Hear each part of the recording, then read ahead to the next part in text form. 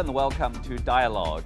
Slammed by Beijing as a complete troublemaker, Deputy Head of the Taiwan region Lai Ching-te recently made two low-profile stopovers in the United States while on a 7-day trip to Paraguay.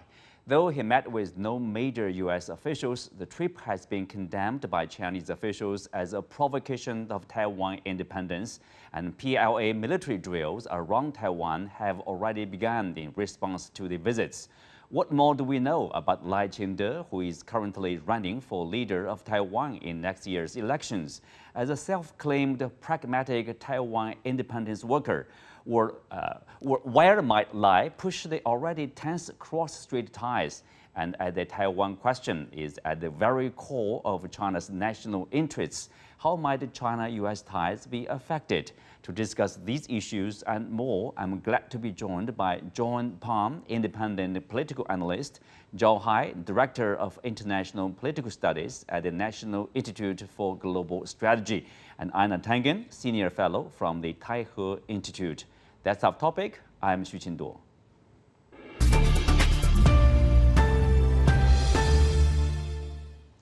Welcome to Dialogue. So we have Lai Ching-te, the stopovers on his trip to Paraguay. It was kept low profile. So Anna, I will start with you. Why the low profile? Obviously, his intention is to increase the awareness of Taiwan independence and win support for his election bid. Well, Washington is going back to the same playbook it used last time when they got Taiwan reelected. And that is basically to try to stoke tensions between the mainland and the United States over Taiwan. And this was calculated. Yes, there was an inauguration, but it's one of these things where Washington is always dancing around it. They didn't have any officials meet, but they did make sure that everybody knew he was going there. They knew that this was a red flag to Beijing. And quite frankly, I think they're hoping for some sort of action because they want to paint China as the aggressor here when it's the U.S. who's sailing warships up and down the Taiwan Straits, arming Taiwan to the teeth. Mm-hmm.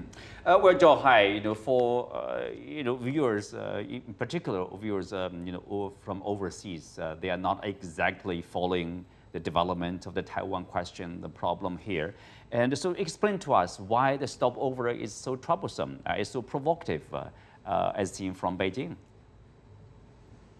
Well, because let's start from the very beginning, because the United States has severed its diplomatic ties with Taiwan long ago and established formal diplomatic relations with China. Therefore, the government of U.S. should not recognize officials from Taiwan. From time to time, they will receive Taiwan regional leaders to so-called stopover or transit through the United States. However, they're using this opportunity to actually setting up meetings between those officials with American officials. And in recent years, this kind of transit is getting more often, and the meetings is getting more high level. So this is an incremental push for this pro-independence movement, and it's getting more sensitive because now the cross-Taiwan Strait is getting very sensitive and very tense. And the U.S. using all kinds of excuses, increasing military support to Taiwan, making this region very dangerous. So I think at this time, even though somehow, superficially, they wanted to keep this as a low profile, but the fact matter is, Lai indeed traveled or stopped over in the United States in major cities like New York and San Francisco and made a lot of activities. So this is, in the first place, should not be allowed. Yeah, political nature of politics, obviously. John, here, let's take a look at the response from the Chinese side.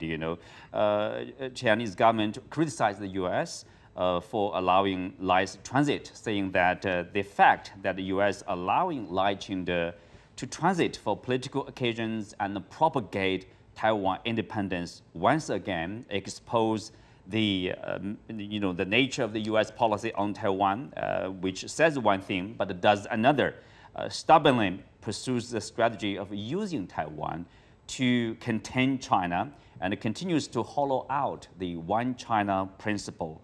So explain to us, in what way that Washington is using Taiwan to contain China, but at the same time, they have managed to keep the transit low profile of Lai Ching-te here.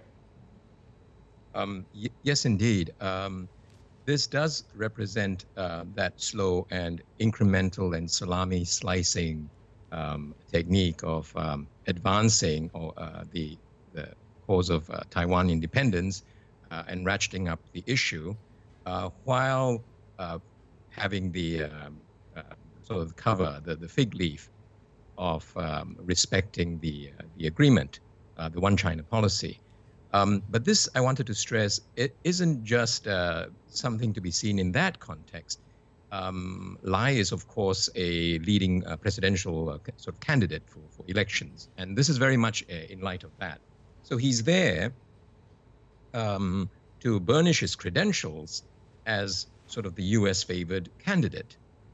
This is, in a way, U.S. participation in the elections. So there's that element as well. He's there to receive blessing, the blessing of American leaders, and to present himself there. And that's very clearly what's going on as well.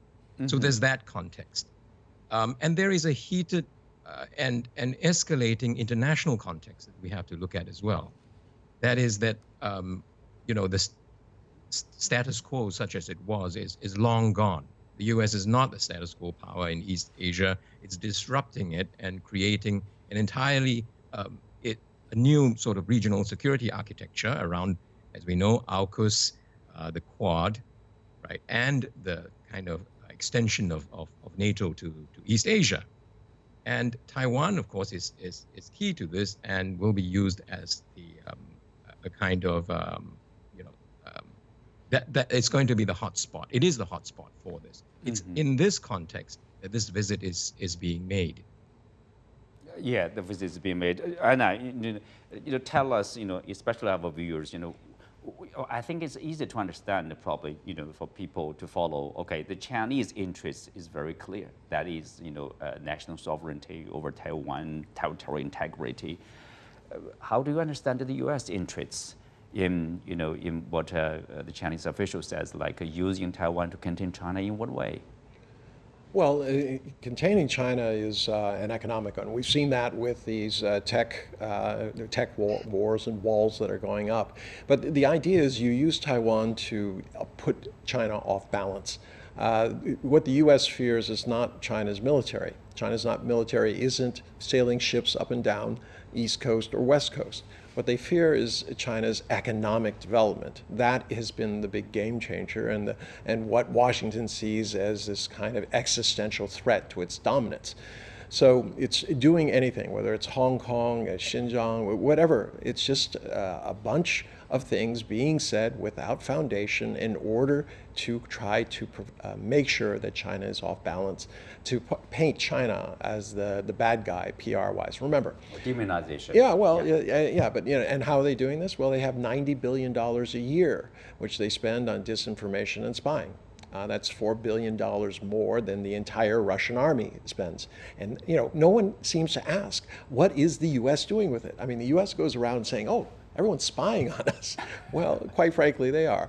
And if you start looking at regime change operations, I thought the point about this is the U.S. interference in Taiwanese relations. What is the U.S. saying? China's interfering in Taiwan relations. So there's this habit of always accuse others of what you're doing yourself. Mm-hmm. Well, we are talking about Lai Ching-te. Take a closer look at that. Zhao Hai, who is Lai Ching-te? And it seems like he's basically understood as someone who is radical in terms of pushing for the separatist cause or secessionist cause from China of the Taiwan province. Tell us more about him. And also at the same time, he seems to be changing his stance from being radical to appear to be moderate, saying that he wants to be a responsible maintainer of the status quo, or he will be this pragmatic Taiwan independence worker from previously a radical one. Well, first of all, his definition of status quo is not status quo. He's actually moving the marker of status quo towards a more radical position. And secondly, he's of course using this opportunity because he's campaigning and he needs to be aligned with the mainstream ideas with the Taiwan people. And the mainstream in Taiwan is not to provoke China and pro-independence. So at this point, he needs to adjust his position so that he can get majority and voted him into office to be the next leader of Taiwan.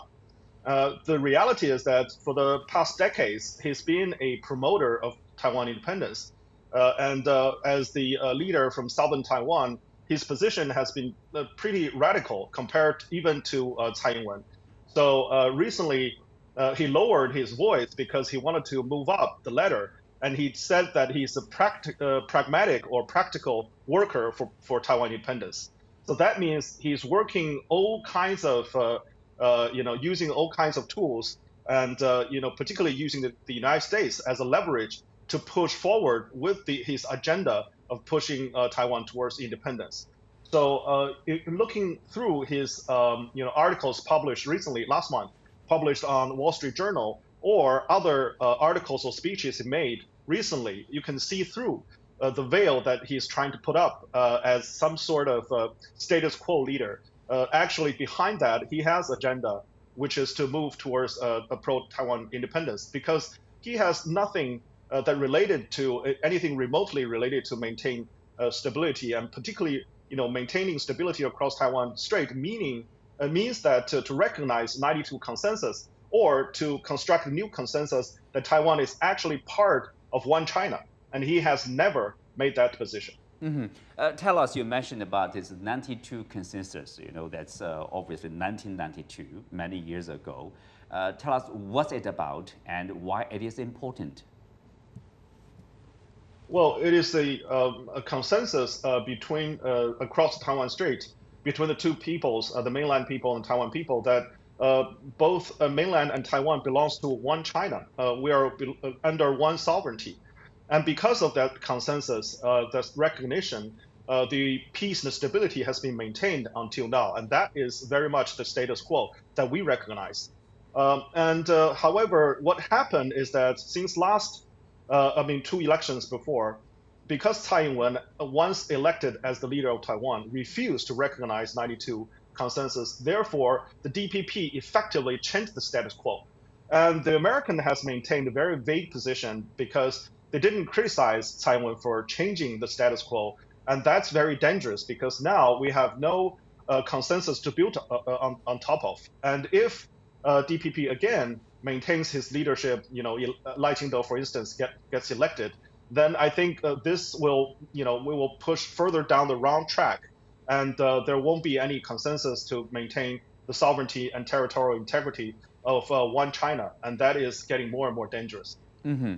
Well, John, speak of the dangers. One opposition party candidate, pointed to the fact that basically, they say if Lai Ching-te gets elected, and that will open the door to hell.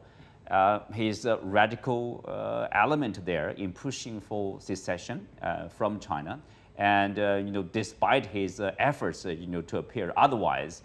Why his election is dangerous? I agree with what Dr. Zhao just. Lai's candidacy and the type of leader he would be if he was elected is entirely going to be a sort of further development of where the DPP has taken Taiwan. The ruling this party. Is a development that has, yes, the ruling party. And this is a development that has gone on for some time. Seems there's a... Transits. Okay. Go ahead, John. His transits to the U.S. Just reinforce that. It just shows what sort of that direction. This is extremely, I want to stress, this is extremely dangerous for Southeast, for all of East Asia, for the region. This issue has been, from the ASEAN perspective, for example, from Southeast Asia, there's always been, it is a kind of red line for in Southeast Asia's perception of the Taiwan issue as well, that the status quo must be maintained. And we see the status quo being eroded and taken out step by step. And this is quite clearly strategy, a U.S. strategy, and it appears to be DPP's as well. Of course, Lai wants to appeal to the majority in Taiwan, which is not for confrontation and is for the status quo. If you look at the parties, the three leading candidates, for example, the DPP candidate, Lai, only has a plurality. They each have about 20%, over 20%, with a large undecided factor. So the support for the other two candidates would actually exceed his own, should this issue come to the fore. So I think this, I don't think this matter of putting it aside, of sort of becoming a paler shade of green, as they say in Taiwan, becoming less hawkish on independence, if you will. I don't think that's something that we can rely on. So there really is a lot at stake here, and what's at stake is this is a moving situation, and things are step by step going to a very dangerous place. Yeah, speak of the the potential impact of another pro-independence politician getting elected. Of course, there's a strong response from the mainland. There's a military drill around the Taiwan island. Aside from that, there's kind of a worry from the island that ECFA, basically the trade agreement between the two sides, that could affect the relationship. For example, besides the military drills, ECFA, if the DPP continue to rule the island, obviously people will lose more confidence, become less confident about the relationship. So is that concern justified? Well, it is. I mean, Taiwan is 40% of Taiwan's GDP is dependent on the mainland. All right, and right now the world is going through very difficult times, real economic headwinds. There's a lot of uncertainty. People are not investing. You have the U.S. stirring up troubles, basically saying that we're not going to invest in this area. We're going to have trade wars. We're going to realign all of the logistic points and things like this. In that kind of environment, Taiwan, which is an export economy, needs to have export markets, and China is its largest one. So mainland, I should say. So it's inconceivable. It's like all this talk about decoupling. Well, how are you going to do that? I mean, you just can't do it, and that's the real danger here. Because when Dr. Zhao says independence, it's not independence; it's war. Because if they do declare independence, I don't think the mainland has much choice but to take military action. And when that happens, you could see a series of things that would lead to catastrophe worldwide. Yeah. Of course, we mentioned a little bit about the one important element for the role of the United States. Recently, one U.S. Republican presidential candidate, V.V. Ramaswamy, confessed that after achieving the semiconductor independence, of the advanced semiconductor independence from Taiwan by 2028, and then the U.S. would no longer have a vital national interest to militarily defend Taiwan. Let's take a look at that. That we will not send our sons and daughters to die in wars that do not advance American interests. That is going to be a solid principle for me in leading this country. We do have a vital interest at stake in making sure that China does not control the global semiconductor supply chain in Taiwan. We depend on that supply chain for our entire modern way of life. So one of the things that I have said is that until we have achieved semiconductor independence, we will ensure that Taiwan is not invaded by China. But after that, our commitments will change. And after that, I'm not going to send our sons and daughters to die to fight somebody else's civil war. Good point, civil war. I mean, for those who are not familiar with the Taiwan question, it's a leftover of the civil war between the communists and the KMT, the nationalists. It's more than that. The yeah, fact is the U.S. 7th Fleet sailed over there and said, basically, you can't come over. Yes. So the U.S. interceded in what was going to be the end of a civil war. And they created the situation. Created the situation, yeah. So what's his message here? His message is very clear. He says, Taiwan is only as useful as it is to U.S. America first, everyone else be damned. I mean, it is refreshing in a way to hear somebody saying exactly what Washington is thinking. And I hope the people of Taiwan are listening very, very carefully. I mean, I'm sure they were quite surprised when they heard that the military had plans to bomb all of the chip factories in Taiwan in the event that there was any attack by the mainland. So, at some point, I think the Taiwanese are going to wake up. They're trying to hollow out the economy by taking the golden egg, let's say, I should say the golden goose that lays the golden eggs away, the chip making, to the U.S. And at the same time, it says, as soon as we've gotten what we want, you're done. Okay. John, you are in the States right now, So semiconductors, especially the advanced semiconductors, we know that the U.S. has untwisted TSMC, the largest maker of advanced chips, to basically pressure them to set factories in Arizona, of course, to build the U.S. manufacturing capacity. But after that, so Taiwan question would be different for the U.S. Actually, as Einar said, Vivek Ramaswamy's candidacy is really quite interesting, and this foreign policy position, actually, it represents a kind of a return to a sort of realist and a position that, and a specifically anti-neocon type of position, and with a withdrawal to what he calls the new Monroe Doctrine, back to the Western Hemisphere. And of course, this is a way of doing it while looking tough and making the issue out to be semiconductors, as if the U.S. interest in Taiwan was just that.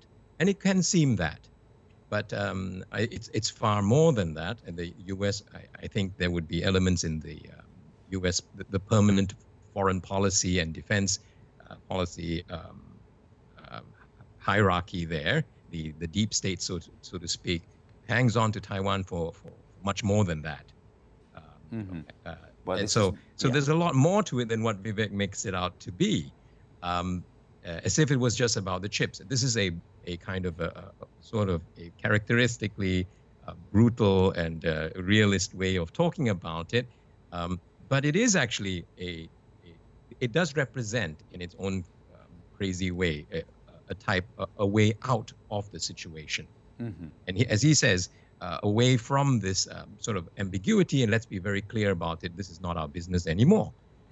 The interesting thing in the U.S. is that there's a large constituency for this. The anti-war constituency is always in the majority, and every time they have a leader come in that, telling them this is what they're going to give them, withdrawal, the president comes in, whether it's Obama or Trump or whoever, that, once they're in power, the whole thing changes. And we still have this sort of vast octopus of American empire. So the Vivek thing is interesting to watch in this regard. So for the U.S., it's about there are lots, the neocons, it's more than that. But it's great if they think it's just semiconductors. Right, exactly. Yes.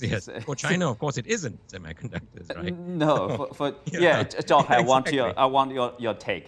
For China, obviously, it's not about the advanced chips, and for the U.S., it's more than advanced chips. It's about strategic consideration or the so-called geopolitical consideration against China here. Yeah, I mean, chips is not a major problem 20 years ago, and it won't be a major problem 20 years from now. So this is a transitory or short-term problem. So I don't think that this is a fundamental American strategic interest that it needs to defend right now. And if that's true, then all Americans talk about democracy or American people. It's just a fake lie, over Taiwan. And I think fundamentally the U.S. strategists must believe that on a larger scale, geopolitical competition between China and the United States, Taiwan played a key role in the so-called Indo-Pacific.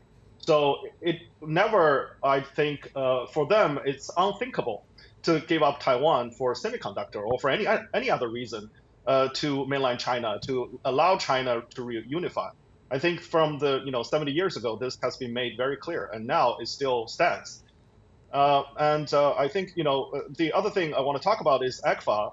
I think ECFA from the very beginning, it was supposed to be mutually beneficial. However, in the beginning, it's asymmetrical because it allowed the Taiwan politicians to actually take advantage of it. And so far, there are over 2,500 items that's that is forbidden for mainland China to export to Taiwan. So this is very unfair. So in order for ECFA to be successful and to be long-term, the DPP government, the regime needs to change its policy and balance trade and follow WTO rules. And so far, it hasn't. So I think moving forward, of course, they need to consider whether mainland China, the Chinese government, will want to extend our goodwill based on the previous agreements. Basically, the concessions, from the mainland side, of course. Come back to this, the Taiwan question, geopolitical consideration. Einar, there are a group of people in the United States, think tankers, basically saying that even a peaceful reunification between the mainland and Taiwan will not be in the interest of the United States. So Washington should not allow that to happen. Yes, of course. The neocons are still out there. They believe that, it's might through right through might. You're never going to get rid of the people who think that way. I would agree with my colleagues. I do not think the majority of the U.S. would be very interested in that because of the stakes that are involved. And I agree with both of them in terms of their analysis on the deeper level. But what I'm talking about is we have an election coming up, all right? And it's the Taiwan people who are going to be voting. And when this is played to them, it could make the difference in terms of what exactly is the U.S. promoting in Taiwan. They don't have to get beyond all the geopolitical machinations, but when you have a candidate who is third in the polls on the Republican side, very articulately stating that Taiwan is just a bunch of chips as far as the U.S. is concerned, that will affect the election. Mm-hmm. Briefly, John Pang here, of course, when people say this Ukraine war, that's more like a proxy war against Russia, and then people would ask, how likely is it we are going to see a proxy war in Asia, in the Asia-Pacific region here? Well, I really hope there isn't one, of course, but but any conflict will have, the U.S. will put its proxies forward as far as they can, and Australia is being, the relationship with Australia is being reconstructed on those lines, as with Japan and South Korea, and of course Taiwan will be the Ukraine of this situation.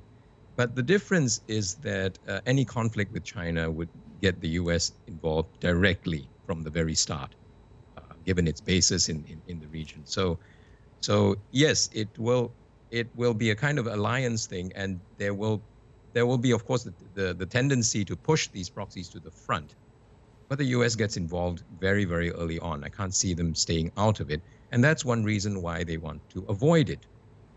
Because I think cooler heads here know, there's a very clear realization that this is not a war they will win. In fact, there's a possibility of war that they will come out very badly off. Mm-hmm. That's why there is a search for kind of off. Well, on that note, we come to the end of today's show. Many thanks to our guests.